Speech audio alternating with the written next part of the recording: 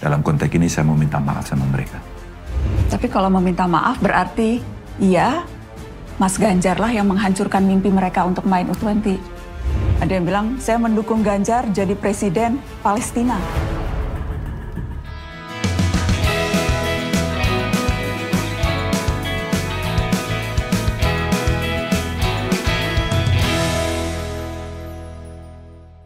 Pembatalan final U20 masih menyisakan kegaduhan ya dan rame di media sosial, terutama terhadap reaksi publik terhadap Ganjar Pranowo nih. Beberapa waktu lalu Ganjar dalam wawancara Mata Najwa menyatakan sikapnya, ya memang Ganjar minta maaf kalau sikapnya itu menimbulkan berakibat kepada pembatalan dan publik kecewa dan seterusnya, tapi Ganjar tidak menyesal terhadap keputusannya yang menurut dia adalah sikap penegasan loyalitas kepada konstitusi. Nah, yang menarik kemudian muncul narasi nih bahwa sikap Ganjar yang sedemikian itu seakan-akan Ganjar balelo terhadap Jokowi. Ada muncul narasi pembangkangan terhadap Jokowi. Bahkan seakan-akan ini ada proses perceraian nih antara Ganjar dengan Jokowi. Nah, ini saya pengen kita mendapatkan penjelasan dan penafsiran langsung dari Ketua Ganjarian Spartan, Saudara Guntur Romli. Selamat datang lagi di Main TV. Terima kasih, Bung Sahal. Pak Guntur Romli, sekali-kali manggil Pak lah ya. Jadi ini gimana menurut Guntur ya tentang narasi yang tadi, bahwa benar nggak sih memang yang terjadi itu adalah pembangkangan Ganjar Pranowo terhadap Jokowi dalam kasus U20 ini? Menurut kami itu tidak benar, bahwa kami melihat Pak Ganjar itu sampai sekarang masih ada loyalisnya Pak Jokowi. Pak Ganjar itu masih satu arah sejalan dengan Pak Jokowi. Jadi sebelum kita bicara soal U20, kita akan melihat ada ratusan proyek nasional itu di Jawa Tengah. Dan itu semuanya Pak Ganjar pasang badan untuk kesuksesan proyek nasional. Dan kalau kita bicara proyek nasional adalah proyeknya Pak Jokowi. Proyek strategis nasional proyek strategis PSN nasional, ya? Okay. Proyek strategis nasional. Misalnya contoh soal pembangunan pabrik semen Kendeng. Kita tahu bagaimana Pak Ganjar pasang badan untuk itu. Kemudian bendungan yang soal Wadas. Bagaimana Pak Ganjar pasang badan untuk itu. Kemudian pembangunan jalan tol. Bagaimana Pak Ganjar pasang badan untuk itu, menemui orang-orang yang demo dan sebagainya, kasus Wadas juga. Kemudian ada namanya kawasan ekonomi khusus di Kendal, di Batang. Dan Pak Ganjar menyukseskan dan berkali-kali Pak Jokowi datang ke Jawa Tengah untuk meresmikan proyek-proyek strategis nasional di Jawa Tengah. Hal ini menunjukkan apa? Bahwa Pak Ganjar itu memang pasang badan menjadi tangan kanan Pak Jokowi dalam pembangunan strategis nasional khususnya yang ada di Jawa Tengah. Ini yang pertama, ya, soal bagaimana kita lihat rekam jejak, ya. Maka ini bahwa Pak Ganjar itu benar-benar diasosiasikan adalah penerus Pak Jokowi. Bahkan kalau dalam survei terbaru, hasil survei terbaru SMRC kan, kan kalau tidak salah disebutkan bahwa dari semua capres yang dianggap punya potensi untuk meneruskan dan menyempurnakan programnya Pak Jokowi, legasi Jokowi itu Ganjar Pranowo ya. Pak Ganjar Pranowo ya. Karena dan kita lihat kan trennya Pak Ganjar itu mengikuti kepuasan publik terhadap kinerjanya Pak Jokowi kan. Kalau dia naik, Pak Ganjar naik, kalau turun dia turun. Apa ya? Karena ya kita ngelihat bahwa kesuksesan proyek strategis nasional juga ada andil Pak Ganjar di situ dalam menggarap, kemudian menjadi katakanlah menjadi bemper kasus Wadas. Kita luar biasa bagaimana Pak Ganjar benar-benar mengamankan dan pasang badan menemui pendemo dan sebagainya. Nah, jangan sampai hanya katakanlah kasus yang satu ini U20 kemudian tiba-tiba Pak Ganjar dianggap membalelo atau membangkang kepada Pak Jokowi, karena di situ kan memang persoalan di sini adalah persoalan yang sangat kompleks ya. Karena kan ketika Indonesia terpilih menjadi tuan rumah Piala Dunia U20 tahun 2019, waktu itu kan belum terpikir kehadiran timnas Israel. Timnas Israel kan baru dipastikan lolos itu kan pada bulan Juni atau Agustus tahun 2022, baru tahun lalu. Nah, di situ ya memang problemnya sangat kompleks ya. Dan kita melihat juga bahwa sampai sekarang sikap resmi negara kita, pemerintah kita kan memang tidak punya hubungan diplomatik dengan Israel ya, dan juga lebih memihak kepada Palestina. Itu kan sikap resmi. Ini kalau saya bayangkan ya Bung Sahal ya, kalau seandainya timnas Israel itu main di Indonesia, itu apa enggak masalah itu jadi masalah konstitusional? Karena kan aturan-aturan yang resmi kita kan enggak semuanya kan tidak ada yang menerima kehadiran Israel. Bahkan ada Permenlu nomor 3 tahun 2019 itu kan aturannya juga jelas. Itu yang dikutip oleh Pak Ganjar, Pak Koster, bahwa dilarang bendera Israel, lagu kebangsaan. Dan itu kan sikap resmi pemerintah ketika mengajukan surat ke FIFA. Syaratnya kan oke, Israel boleh datang tapi dengan syarat-syarat seperti ini kan. Tapi itu kan ditolak oleh FIFA. Iya. Nah bayangin kalau Israel melenggang main katakanlah di Indonesia, apa tidak akan terjadi misalnya kayak kasus seperti zaman Gus Dur ketika ada isu pemakzulan, kemudian ada pansus. Karena ini konstitusi loh. Yeah. Bahwa sampai sekarang Anda boleh terima atau tidak, tapi sikap resmi negara kita, pemerintah kita tidak punya hubungan diplomatik dan Israel dan menganggap Israel adalah penjajah. Semua di dokumen-dokumen resmi itu, termasuk di Permenlu itu jelas Israel adalah penjajah gitu kan. Jadi kalau tiba-tiba Israel melenggang ya, katakanlah di sini ya, apa tidak nanti ada gejolak politik dengan isu pemakzulan, keretakan antara hubungan presiden dengan DPR, belum lagi bicara soal demo, aksi-aksi di jalan, belum lagi potensi gangguan keamanan. Ini kan Israel itu kan kalau bagi kalangan teroris itu kan seperti iblis yang berwujud di dunia kan, harus musuh utama itu kan, harus dihancurkan ya. Dan tiba-tiba datang ke Indonesia, kita nggak bisa membayangkan ya dalam suasana pertandingan di 6 wilayah yang berbeda pulau, kemudian bagaimana kekuatan dari keamanan kita. Jadi saya nggak bisa membayangkan kalau ini misalnya ini terjadi, kemudian ada gejolak politik, kemudian bicara misalnya ini aturan FIFA loh. Aturan FIFA nggak ada di konstitusi kita, nggak ada di undang-undang kita gitu. Kalau itu hanya dijadikan patokan, kita kan yang tahunya DPR tahunya hanya aturan, misalnya undang-undang, ada peraturan, kemudian ada peraturan menteri. Kalau semuanya dilanggar, apa enggak dimakzulkan Pak Jokowi? Atau paling enggak gejolak politik gitu loh.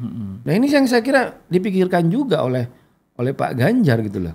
Jadi ada faktor soal kemungkinan mengarah kepada pemakzulan karena alasan konstitusi. Iya. Kalau saya iya. Itu ada juga soal alasan keamanan nasional ya. Alasan keamanan. Jadi itu kan kayak jadi momentum. Misalnya Israel, tim Israel lagu kebangsaannya dilantunkan gitu kan. Itu jadi kan alasan untuk bendera itu kan. Oke, misalnya jadi di sini U20. Pemain kita, timnas kita tuh hanya sampai misalnya penyisihan grup misalnya. Kemudian timnas Israel bisa ke final. Apa enggak kita akan ada gejolak luar biasa itu? Ya kan? Sementara katakanlah orang di Indonesia ya kalau kita lihat survei itu kan antipati terhadap Israel masih sangat tinggi gitu loh. Jadi ya menurut saya bisa mungkin Israel tuh akan main di Indonesia, tapi mungkin ya seperti Pak Ganjar bilang harus ada perubahan konsensus gitu loh. Selama ini kan kita nggak pernah membuka hubungan diplomatik dengan Israel karena menganggap bahwa Israel adalah penjajah. Nah kalau sudah ada konsensus baru ya, apakah tafsir terhadap konstitusi kita, kemudian ada undang-undang, atau membuka hubungan setengah lah dengan Israel, atau hanya untuk dagang, olahraga, kesenian, misalnya itu di pengecualian diplomatik, politik enggak, tapi hanya kan biasa aja tuh dagang, hubungan seni, budaya, olahraga itu bisa. Kalau sudah ada aturan itu, kemudian Permenlu itu enggak ada, soal larangan-larangan itu enggak ada, ya mungkin bisa ya. Nah selama itu enggak terjadi, menurut saya sangat susah gitu loh menerima kehadiran timnas Israel. Dari sudut pandang aturan, dari sudut aturan. Dan harusnya dulu kalau misalnya ini zaman Gus Dur dulu ya, hubungan diplomatik dengan Israel sudah dibuka, itu malah jadi kita itu kita itu diwarisi sejarah politik yang sangat membenci Israel. Bagaimanapun ini adalah dari Bung Karno tahun 60-an. Bahkan GBK Gelora Bung Karno itu kan dibangun kan saksi abadi perlawanan terhadap Israel kan. Waktu itu Indonesia dihukum oleh Olimpiade Internasional karena nggak mau mengundang Israel dan Taiwan dalam Asia Games ya. Kemudian Bung Karno bikin tandingan olahraga yang disebut dengan The Games of New Emerging Forces tahun 62 dan itu dibangun GBK itu kan perlawanan terhadap Israel tuh. Jadi ya itu memang Ganevo itu kan gagal hanya 2 kali ya, nggak berlanjut. Tapi kan sejarahnya ada di kita. Nah, sejarah ini kan ya boleh saja kita tafsirkan ulang, itu yang termasuk yang disukai oleh Gus Dur. Kita bisa membuka hubungan diplomatik, ya bisa dibicarakan aja oleh DPR, oleh MPR. Misalnya ketika Pak Jokowi bicara soal jangan campur adukkan olahraga dengan politik, boleh itu jadikan sebagai kepres itu loh. Jadi aturan yang bisa kita merujuk. Kan orang melakukan tindakan pejabat itu kan nggak bisa hanya kata-kata, tapi ada aturan. Apa aturannya itu? Apakah undang-undang? Apakah keputusan presiden? Apakah peraturan menteri? Peraturan gubernur? Gitu kan? Kalau hanya statement menurut saya kurang gitu loh. Ya silakan kalau mau membuka misalnya hubungan diplomatik dengan Israel dalam arti yang terbatas, mau hanya olahraga, kesenian dan sebagainya. Tapi ini harus ada aturan, harus ada regulasi yang benar-benar bisa mengatur semuanya. Jangan kayak sekarang kita pengen timnas Israel ada yang main, tapi regulasinya masih ada hambatan dari Permenlu, kemudian dari konstitusi. Kalau ini bisa masuk ya, jadi isu politik di DPR nggak mau tahu soal aturan FIFA kok. Nggak mau tahu mereka soal aturan FIFA. Mereka tahunya apa konstitusi kita, apa undang-undang kita, apa peraturan menteri. Nah ini yang menurut saya akan ada isu pemakzulan terhadap presiden. Meskipun itu nggak mudah, tapi kan gejolak politiknya luar biasa. Bisa dijadikan sebagai batu loncatan itu gitu dia, ya untuk proses pemakzulan, terus soal keamanan nasional. Dalam sisi yang ini menurut saya Pak Ganjar sebenarnya ya dalam tanda kutip ya menyelamatkan Pak Jokowi juga ya. Menarik tuh. Ya. Jadi justru Pak Ganjar malah tanda kutip menyelamatkan Pak Jokowi dari kemungkinan gejolak politik dan sebagainya. Ya potensi keamanan yang kita tidak tahu gitu kan. Nah ini menarik. Kembali ke soal dampaknya ya terhadap hubungan atau yang dipersepsikan masyarakat lah tentang hubungan antara Pak Jokowi dengan Ganjar. Itu kenapa ya menurut Gunrom, kenapa muncul narasi seakan-akan ini adalah sebuah bentuk perlawanan pembangkangan lah terhadap Jokowi dari Ganjar Pranowo gitu. Kenapa muncul semacam itu? Kenapa kemudian seakan-akan tuh kayaknya ini kayak sebuah momen perceraian antara Ganjar yang sekarang menunjukkan loyalitasnya kepada Bu Mega gitu ya, kepada PDIP, pada partainya, vis-a-vis berhadapan dengan Pak Jokowi yang kan orang menafsirkannya ketika Pak Jokowi mengumpulkan koalisi Indonesia Bersatu dan koalisi dengan Gerindra, dengan PKB dan seterusnya, seakan-akan ini kayak bentuk makin mengerasnya perseteruan itu. Menurut Anda bacaan semacam ini gimana? Ini fenomena rebutan Jokowi aja untuk 2024. Karena bagaimanapun popularitas Pak Jokowi kan tinggi, 60% ke atas kepuasan publik Indonesia terhadap Pak Jokowi. Karena ini kepuasan menjelang selesai. 2024 menjelang ini beda selesai. Banget dengan zaman SBY ya. Dengan SBY kan terpuruk sekali itu kan. Betul. 2014 itu kan. Nah, ketika Pak Jokowi konsisten ya, 70% ya. 60, 70 itu kan Pak Jokowi. Nah, 2024 kan banyak capres dan mereka ingin menarik Pak Jokowi kepada kubu mereka gitu lah. Karena ingin manfaatkan popularitas Pak Jokowi ya. Lawan sana narik Pak Jokowi ini, narik Pak Jokowi. Jadi seolah-olah sebenarnya bukan antara Pak Jokowi dengan katakanlah salah satu calon gitu loh.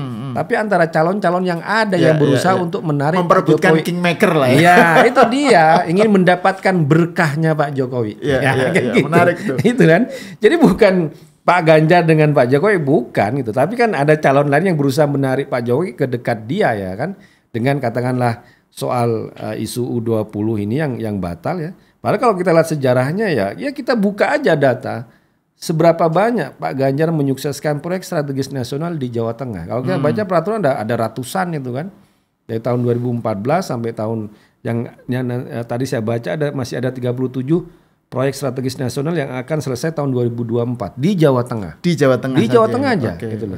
Jadi ini masa itu hanya katakanlah ditutupi semuanya dengan isu U20. Gimana kalau Anda ke Jawa Tengah atau nanti mudik lah, jalan tol yang enak, kemudian nggak lagi nanti orang Jawa Tengah ngelihat bagaimana selamat dari banjir dan sebagainya, itu kan karena proyek strategis nasional yang juga disukseskan oleh Pak Ganjar, investasi di kawasan ekonomi khusus. Jadi gitu. ini melihatnya harus dalam gambar besar ya, dalam kanvas yang lebih besar. Jangan sampai gara-gara soal ini terus seakan-akan ini kayak terjadi cerai, retak, pecah, itu kan lebay banget ya. Nah ini terakhir nih, Bung Gunrom nih, masih terkait dengan 2024 ya. Kan Pak Ganjar ketika menyatakan di publik ya bahwa dia menolak kedatangan Israel, kan itu pasti dia tahu dong bahwa Indonesia itu penggemar sepak bolanya luar biasa luas, anak mudanya rata-rata seneng bola ya, bukan hanya anak muda lah ya, itu kan voters yang luar biasa kalau dari sudut pandang 2024 kan, dari sudut pandang pemilu itu kan sayang kalau dikecewakan gitu. Nah tapi Pak Ganjar masih tetap mengambil sikap itu. Sikap yang katakan aja dia nggak takut elektabilitasnya tergerus atau terjun bebas gara-gara sikapnya ini gitu. Maksudnya bagaimana Ganjar melihat soal elektabilitas dia yang bisa tercederai gitu loh gara-gara sikapnya yang semacam ini. Dan juga dibandingkan dengan Anies lah. Anies kan nggak bersikap apa-apa kan? Cari aman. Aman gitu. Atau kayak Pak Prabowo, diem tapi Fadlizon menolak. Fadlizon. Tapi seolah-olah dia dianggap pro itu kan? Kalau Anies Anies juga diem, tapi JK menyetujui. Itu kan? Ya ini. Kalau saya ngelihat Pak Ganjar itu ada nekatnya juga, kalau dia sudah punya sikap, kemudian punya alasan, dia akan bertarung dan nggak peduli dengan elektabilitas itu. Contohnya saya bilang kasus Wadas. Saya kadang berpikir ngapain Pak Ganjar terlalu ini masuk ke dalam proyek Wadas, itu proyek strategis nasional. Kalau Pak Ganjar mau lepas tangan, mau memikirkan elektabilitas, ya mungkin dia nggak akan pasang badan untuk proyek itu. Tapi kan dia mikirkan ini demi rakyat Jawa Tengah, ini untuk menyelamatkan banjir, untuk mainan air dan sebagainya. Dan dia harus turun gitu.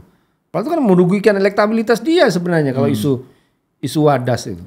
Bukan proyeknya Pemprov Jawa Tengah kok itu. Itu proyek strategis nasional ya. Tapi dia harus sukseskan itu karena itu terkait ada manfaat yang harus dia bangun, yang dia harus selesaikan. Meskipun secara elektabilitas dia ternodai dengan kasus-kasus kekerasan yang ada di Wadas itu.